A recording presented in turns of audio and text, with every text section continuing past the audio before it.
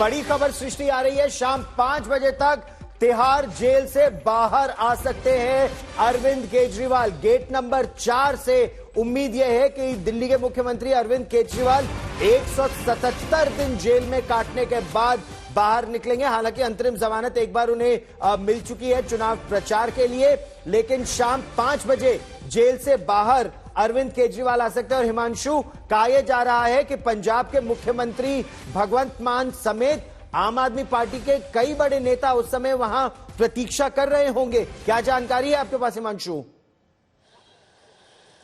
देखिए, बिल्कुल जो बड़े नेता हैं और कुछ कार्यकर्ता हैं वो तिहाड़ की तरफ पहुंचे थे, लेकिन चूंकि आप देखिए आज यहां पर गौरव सुबह से ही लगातार बारिश हो रही है, इसलिए तिहाड़ के बाहर फिलहाल आपको कुछ नहीं नजर आएगा, ज्यादा कार्यकर्ता आपको नहीं नजर आएंगे। लेकिन ये पोस्टर आप देख सकते हैं, जो कार्यकर्ता हैं, जो इनके विधायक हैं, जगह जगह इस तरीके के पोस्टर लगाए गए हैं। और अब जो संभावना है कि 5 बजे के आसपास, चूंकि गेट नंबर जो 4 है वहीं से वीवीआईपी मूवमेंट होता है, और जो जेल नंबर 2 में अरविंद केजरीवाल बंद है, तो जेल नंबर 2 का जो रास्ता है वो भी जेल नंबर 4 से ही उसकी एंट्री एग्जिट होती है। तो देखना ये होगा कि कितने, क्योंकि लगातार बारिश की वजह से जो कार्यकर्ता पहुंचे थे वो भी आसपास चलेगा, और उम्मीद यह है कि जब 5 बजने वाला होगा तो उसके बाद सारे कार्यकर्ता जो हैं वो गेट पे एक बार फिर से जुटेंगे। गौरव, रहिए मेरे साथ सृष्टि, अपनी बात पूरी कीजिए, क्योंकि जो टिप्पणी रही है सुप्रीम कोर्ट की वो न केवल सीबीआई पर बल्कि आम आदमी पार्टी का तो यह कहना है कि बीजेपी के काम करने के रवैये पर या सरकार के काम करने के रवैये पर कई प्रश्न उठाती है सृष्टि।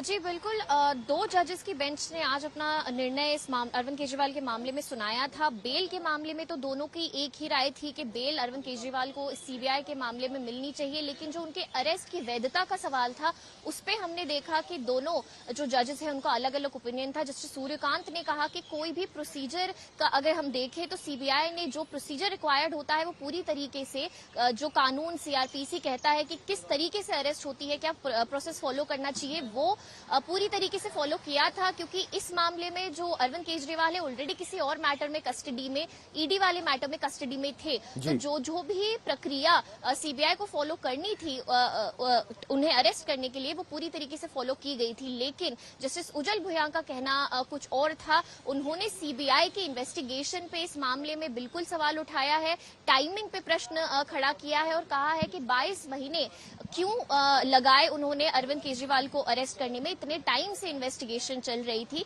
एकदम लेट स्टेज पे आके अरविंद केजरीवाल को अरेस्ट किया गया है। कोर्ट उन्होंने ये भी नोट किया कि जब ईडी मामले में बेल मिल चुकी थी उसके बाद ही सीबीआई ने अरविंद केजरीवाल को अरेस्ट करने का, इतने समय बाद ईडी में बेल मिलने के बाद ये निर्णय लिया और उन्हें अरेस्ट किया। तो ये जो है ये काफी उनके हिसाब से, जस्टिस उज्जवल भुया के हिसाब से गलत था। एक पिंजरे में बंद तोता, एक जो रिमार्क आया है सुप्रीम कोर्ट की तरफ से, ये भी कोर्ट ने कहा है कि सीबीआई को दिखाना होगा कि वो किसी पिंजरे में बंद तोते नहीं है, उस हिसाब से जो अपनी इन्वेस्टिगेशन है उसे करना होगा। लेकिन ये सब होने के बावजूद भी जो अरविंद केजरीवाल की याचिका थी जिसमें उन्होंने अपने अरेस्ट को चैलेंज किया है, उसे डिसमिस ही किया गया है। कोर्ट ने ये जरूर रिकॉर्ड किया है कि दोनों जजेस के बीच में कुछ ओपिनियन में डिफरेंस है, लेकिन अरेस्ट को इलीगल नहीं कहा गया है। अरविंद केजरीवाल के वकीलों का, जिनसे हमने बात करी कुछ देर पहले, उनका कहना है कि इस मामले में वो क्लैरिफिकेशन बिल्कुल सुप्रीम कोर्ट से मांगेंगे कि अगर अरेस्ट के मामले में दोनों का ओपिनियन गलत था, अगर ओपिनियन अलग था तो एक क्लैरिफिकेशन दिया जाए या इस मामले को। सृष्टि, आप इस खबर पर नजर बनाए रखें, ताजा जानकारी के लिए मैं फिर आपके पास आऊंगा, क्योंकि जस्टिस भूया ने बहुत साफ तौर पर कहा कि एक बहुत प्रतिष्ठित जांच एजेंसी है central bureau of investigation, Bharat एक प्रजातंत्र है और पिंजरे में बंद तोते की छवि को दूर करने की आवश्यकता है। तो सुप्रीम कोर्ट में आज सीबीआई की जबरदस्त फजीहत हुई। जस्टिस उज्जवल भुया ने गिरफ्तारी को अनुचित बताते हुए सीबीआई को लेकर यह बहुत कड़ी टिप्पणी की। जस्टिस भुया ने कहा कि सीबीआई पिंजरे में बंद तोते की छवि से बाहर है। इस टिप्पणी के बाद आम आदमी पार्टी को सीबीआई के बहाने केंद्र सरकार पर और खासतौर पर अगर आप आम आदमी पार्टी के मंत्री सौरभ भारद्वाज की बात करें तो उन्हें तो केंद्रीय गृह मंत्री पर निशाना साधने का मौका मिल गया। आज माननीय सुप्रीम कोर्ट का आदेश भारतीय जनता पार्टी के मुंह पे एक कड़ा तमाचा है। कि आप एजेंसियों का दुरुपयोग कर रहे हो। आपने एजेंसियों को अपना केज पैरेट बना के रखा हुआ है।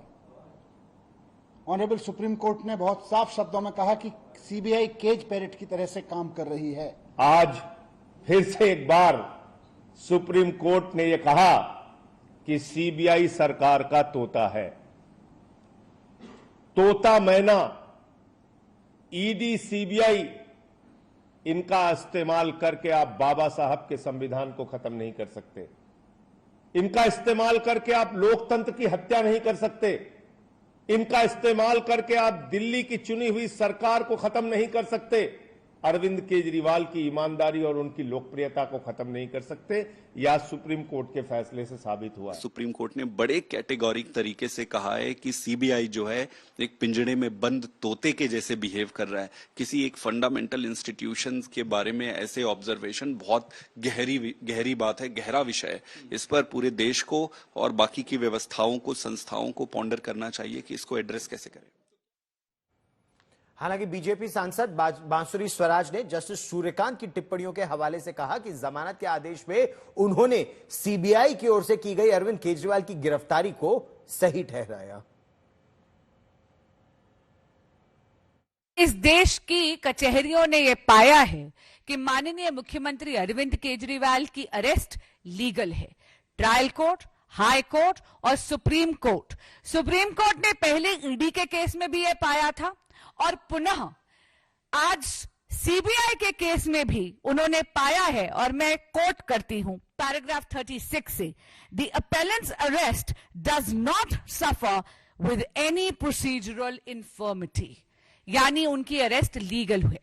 इसका क्या अर्थ है? इसका अर्थ यह है कि जांच एजेंसियों के पास पुख्ता सबूत थे, सफिशिएंट मटेरियल था, काफी सारे तथ्य थे, जिसके कारण यह पाया गया कि अरविंद केजरीवाल जी को अरेस्ट करना जायज है।